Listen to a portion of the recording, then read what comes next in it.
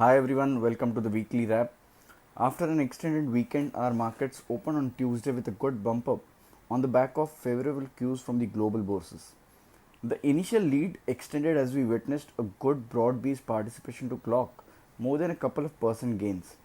This was followed by a subdued session with a few pockets kept sulking to trim some of the gains. However, once again on Thursday, the buying resumed across the board to reclaim the 14,800 mark, and with this, managed to secure the weekly gains of nearly 2.5% to kick off the new financial year on a positive note.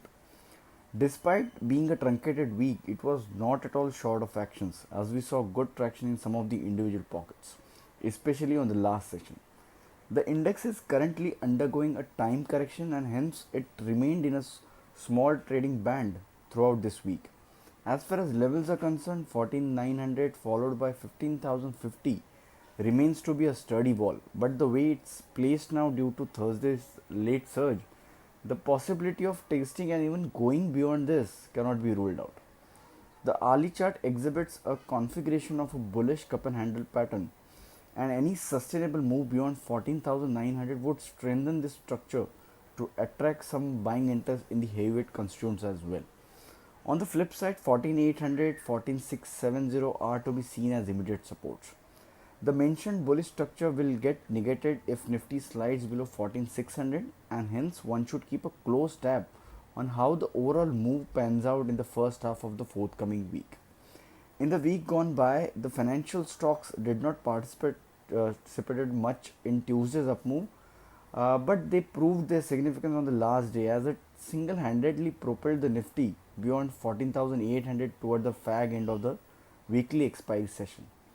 This space plays a vital role if our benchmark has to move beyond the 15,000 mark. Apart from this, the metal stocks had a mesmerizing rally throughout the week as some of the steel counters soared as if there is no tomorrow. Yes, the low hanging fruit is already gone for momentum traders, but it would certainly be interesting to see how they perform going ahead. Importantly, the stocks from the cash segment did exceedingly well after a lull period of nearly 4 weeks. It's advisable to focus on such potential movers. As far as individual stock ideas are concerned, we have 3 buy ideas and 2 from the cash segment. First one would be Happiest Minds. This has been relatively newer stock, and if you look at the overall broader chart structure, there is not much data available for this counter. But looking at the recent price action, it looks quite encouraging. The recent price movement, if you look at the daily chart, can be construed as a bullish flag pattern, and the set pattern has already been broken out last week.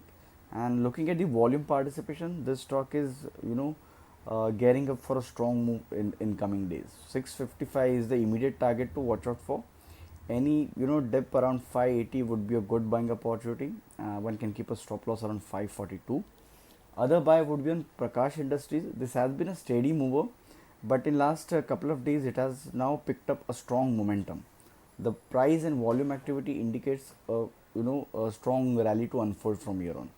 Hence, one can look to accumulate this stock on a dip towards 78 for a couple of short-term targets 88 and 94, and stop loss can be placed around 72.2. Apart from this, the pharma has been a laggard since last couple of months. It has been giving some decent time-wise as well as price-wise correction.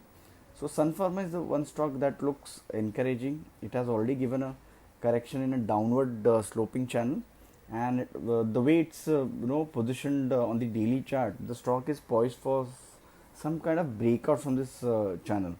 Hence, we recommend going long in Sun Pharma for a target of 632. Stop can be placed around 596.50.